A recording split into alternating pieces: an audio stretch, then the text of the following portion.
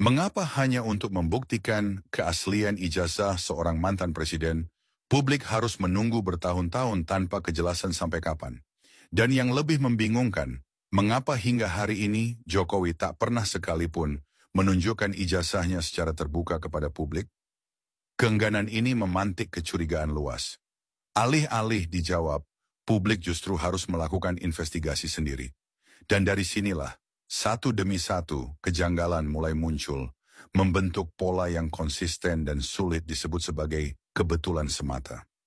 Dimulai dari kejanggalan ijazah, skripsi, hingga data akademik Jokowi yang tak pernah dibuka secara tuntas.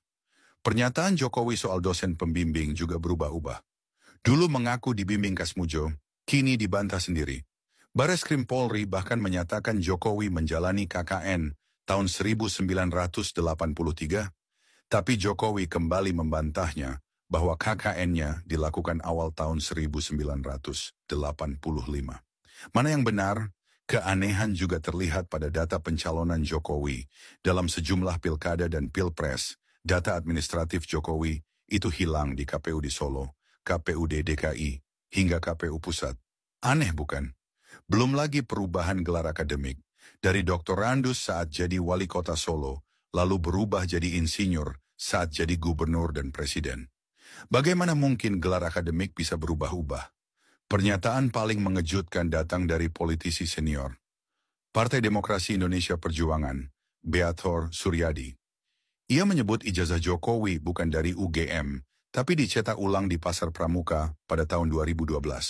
Nama yang disebut terlibat adalah Paiman Raharjo, mantan Wamen Desa dan ketua relawan sedulur Jokowi, yang disebut memiliki kios pengetikan di lokasi itu.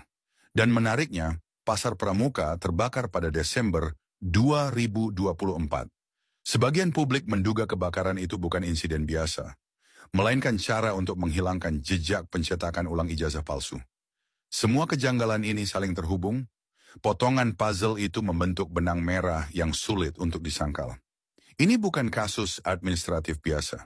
Ini pola yang sistematis, diduga dilindungi oleh kekuasaan, dan dibiarkan terus berjalan. Yang paling mengkhawatirkan, tak satu pun kejanggalan itu pernah dibantah secara terbuka dan meyakinkan. Polemik ini bukan lagi sekadar isu pinggiran. Ini telah menjadi ujian besar bagi integritas demokrasi kita.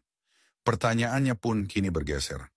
Bukan lagi apakah ijazah itu asli, tapi mengapa Jokowi begitu ngotot menutupinya? Dalam demokrasi, kebenaran bukanlah ancaman. Tapi ketika kebenaran disembunyikan, justru kekuasaanlah yang harus dipertanyakan. Dan hari ini, publik tidak lagi butuh narasi baru. Mereka hanya menuntut satu hal, kebenaran yang utuh dan terbuka.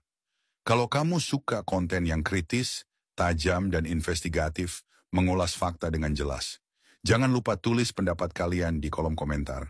Kemudian like, share, dan subscribe sekarang juga sebagai bentuk dukungan kepada channel ini agar terus tumbuh menyampaikan sikap kritis publik untuk Indonesia menjadi lebih baik.